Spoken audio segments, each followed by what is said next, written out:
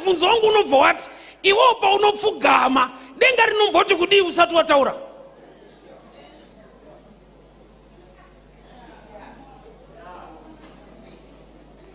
Karingirozi dzinokwenyana kuti tsotsi riye raomerwa manje. Koti inozivikanwa, you can fool people, you cannot fool God. Ndo danger zvinhu zvaMwari, unoona kutsotsa vanhu. But paunopfugama denga rinotoziva kuti zvaoma. But chivharo muchinda iye akaoma. But azovharwawo manje akuchema. Do you know, Zakeo, Luke 19, Zakeo paakakwira mumuti achida kuona Jesu. Bhaibheri roti Jesu akasvika ipapo akatarisa mudenga akati Zakeo buruka tiende kumba. Zakeo anga asingade kuhosta Jesu. Bhaibheri roti aida kuona, kungoonawo chete. But inda Jesu akakoka munhu kumba kwemunhu iye. Because pachivanhu azviitika. Uri muenza ukoke munhu kumba kwake, unokokwa. But Jesu ende akati Zakeo buruka tiende kumba kwako. Zakeo haasi kuda zvekumba, Bhaibheri roti aida kuona. Indava Jesu akusiya kuonana akuda yekumba. Nyaya ndeyekuti Jesu paari kuona Zakeo haoni nyaya yekuda kungoonekwa. Muti waakatokwira waitotaura message kudarika yaachataura. And I will explain. Zvanzi wakaenda into a fig tree. Mafigs moaziva? Yes. Ekuti mukatuma anenge anechi kunzouka akatsvukira.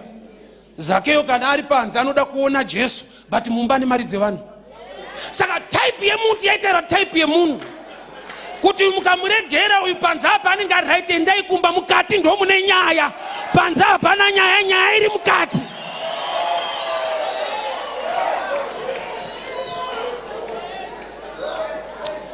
Unoziva here kuti pamwe patinoparidza kudai vanhu vachisumuka vachifara, dai adzimai angu vari pano vaigona kuti asi dai Mwari manzwira tsitsitsano havapona. Why? Because mukati munogona kuita nyaya kunzwa kuti akatsvukira. Wakadzi mafundisa kuti pataitika ukaona vachiti powerful dead kusimbisa chigraft, but pane nyaya. Aizve mumwoyo make anenge achingoti asi dai murume apona. Mukati munoita nyaya. So muti wemuonde waiva a picture of a type of a person akwira imomo.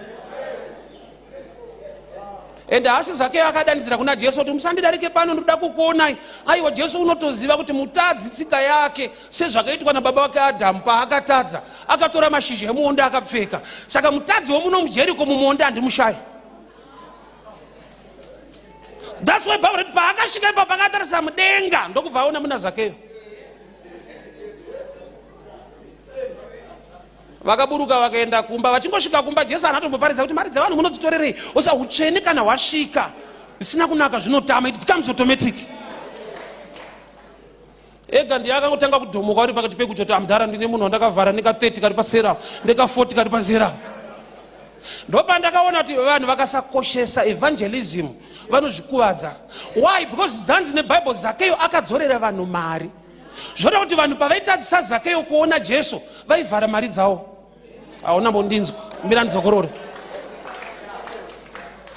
Zakeo aitadziswa kuona Jesu nevarefu. Gamba varefu kureba hawo mari yakaenda.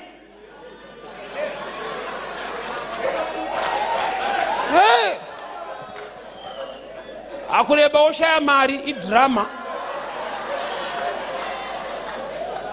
Namuri kumusoreko but pasina iripo. So vana vana kuziva kuti murume watiri kubloka restoration, financial restoration. Mari dzevanhu dzina Zakeo, but vanhu havari kuti Zakeo aone Jesu. Jesu akaonana naZakeo vanhu vanodzorerwa mari. So ndokukosha kwakaita evangelism. Vamwe vanhu vatiri kutadza kuparidzira Kristu tiri kuzvikuvadza nekuda kwokuti vakawana Kristu vane chavachaita futi muupenyu hwedu, mukereke yedu. So the church kana yakuda restoration ngaise value pa evangelism. Because kana pane mari yakaenda, kuna ane mari yacho anofanira kunge achiuya, but anouya sei asina kuparidzirwa Kristu. Kuda kuti sometimes package weye restoration inoda kurespecta evangelism. Nokuti tikakonzera Zakeo kusaona Jesu tinoramba tisina mari. Ndofunga Jeriko yese yakasara ichinyemwerera kuti Jesu akaoma kumati ane mari. Ndara anga ativhara, but Jesu akanaka akomana. but ndimamuchimubloka kakuti asaone Jesu. Hello viewers, makadi kwese kwamuri. This is Evangelist Triemo Mparinga. Regai nitore mukana uno kukutenda hama dzangu. Thank you for watching our videos.